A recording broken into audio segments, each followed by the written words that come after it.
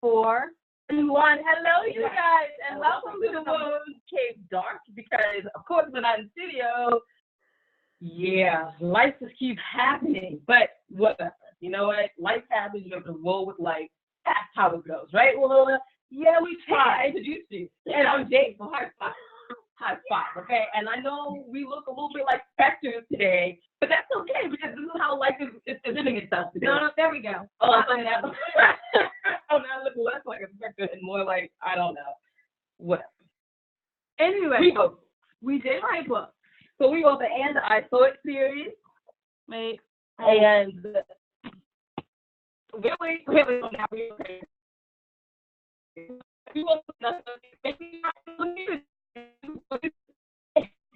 And I Thought Divorce Was Bad with Other Life Lessons is also available on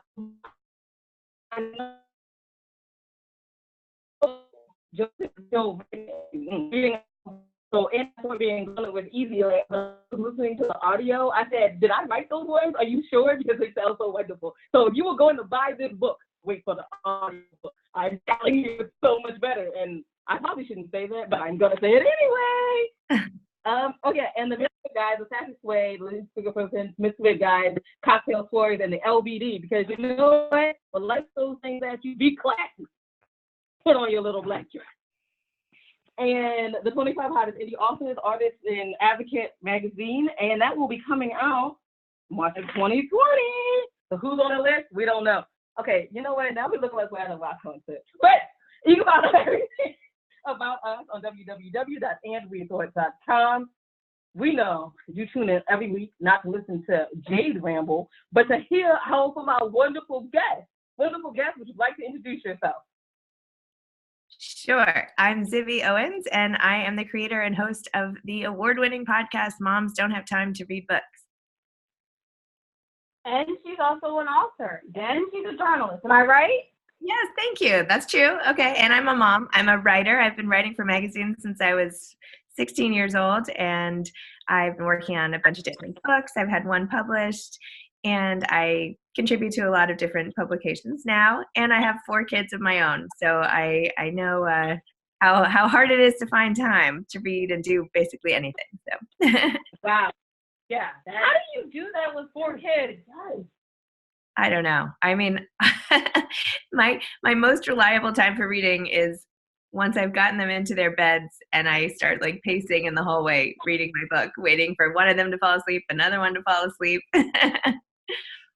I like that visual of the pacing in the hallway. I've done that too. I don't have any children, but sometimes I feel like my dad is a child now, so I don't know. No, it's true. Anybody you're taking care of, you know, it's like the easiest way to take a little care of yourself in the middle of all of it.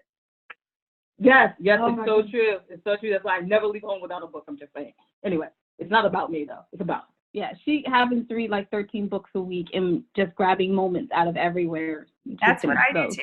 I love that you do that. Yeah. I mean, there's so much time. I feel like the phone is the anti-book, right? It's like anytime I'm on my phone is a time that I'm taking away from what I could be reading. So I have to really like remind myself to get off the phone. I actually put my phone in my book. So if you're texting me, that's cool because I'll text you back. But I'm gonna be like, and you will know. I'd be like, girl, you know, I was like, it was a good part of the book. You had to wait 5 minutes. I love you, though. That's awesome. They know. Well, no one knows. She gets that text all the time. Girl, I'm in the good part. She's like, oh, never mind.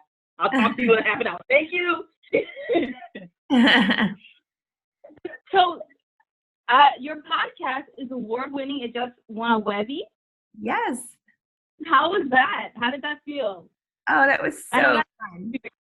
You know, I had to ask because I haven't won a Webby.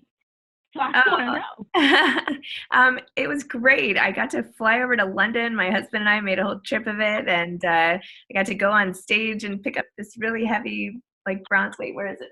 Wait, let me find it. I can show it to you. Now it's disappeared. It was right behind me. Give me. Where did it go? Oh, here. I can show you. I actually, this is a Lovey Award, not a Webby. I was nominated for a Webby, but I won a Lovey Award, which is the European equivalent of the Webbies. So this is that award. It's very heavy, so I'm really excited about it. But I was nominated for a Webby just not even a year after I started my podcast. So that was really exciting, even just to get noticed, which was just amazing. Absolutely. We totally agree on that one. I mean, it's amazing. So we have to be honest and know why we know about your podcast. So Wilnona is a bit of a fangirl of Susan Orlean. Like, if she was to do an interview with Susan Orlean, it would be equivalent to her and I meeting the 10th Doctor. Yes, we're nerds. Yes, we like that too. It would be like us meeting the 10th Doctor. So she kind of like, I guess, internet stuff. Not really like in a bad way, but everything that she sees that she's on, she's like, I have to listen. I love her. So that's how we know you are. And you did a great interview. You did. I listened to it again to prepare for this, and this is why I feel horrible. I'm like, this is so unprofessional. Zibby Owens would have never done anything like this. Oh my gosh, you're so funny. I'm gonna make this up right now. You're so funny. I love Eileen. I had the best time interviewing her about the library book and hearing about her relationship with her mom and how they used to go to the library together, and then how she decided to investigate this horrible fire in the 1980s. And it was such a great mix. The book was such a great mix of sort of, investigation mixed with personality profile, mixed with personal story. And then to meet her in person and hear about her experience having her books become films and all this other stuff. It was amazing. I just adored her. And like you, I was so in awe of her before I met her, and was just, I feel like with all the authors I'm interviewing, I get such a thrill. It's like every time I do an interview, it's like, wow, I can't believe it. And now I get to hear the backstory of these books that I've spent hours of my life reading and thinking about, and characters who kind of live in my head even when the books are done. And now the people who create them are like in front of me. It's like magic. It feels like magic. It does feel like magic. Oh my goodness, it so feels like magic. It's just like, you're amazing and I love you and I just had to tell you. Oh my, yes, absolutely. We fangirl out all the time. I did get to interview my favorite author in the world, and that was like,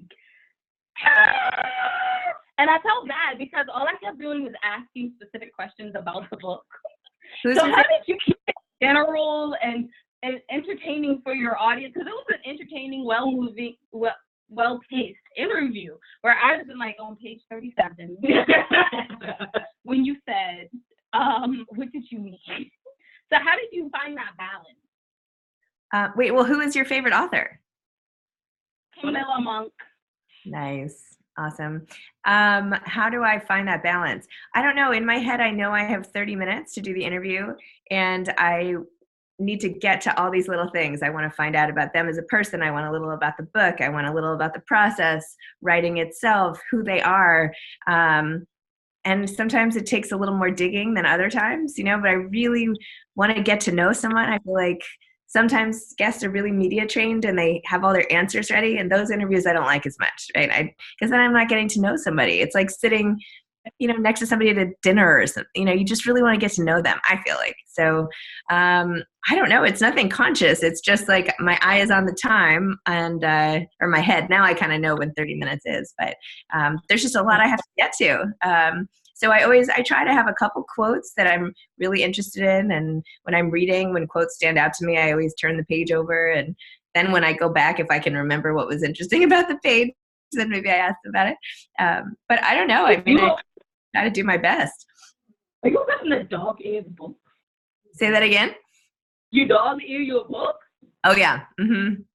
If I had a pen with me, anytime I have a pen, I'm underlining, I'm dog-earing. My books are worn in. I do that, and like all of my viewer friends are like, "Oh, what are you doing?" Like, it was a good thing. I needed to know. I needed to underline it. I needed to keep it for like. Really, why are you putting such a flashlight? I mean, I'm gonna just look like a spectator. I'm sorry. It is life. Okay. So in the last couple of minutes, I have this question to ask you. What are the top 3 ways that you would tell a busy person that they can get to reading the books that they have, like packed up on the side of their table or wherever they keep their books? What are the top 3 suggestions for finding time to pick a time of day where you know that you can do it and then stick to that time. So for me, before bed, I'm always reading, even if it's one page, just to crack the book open.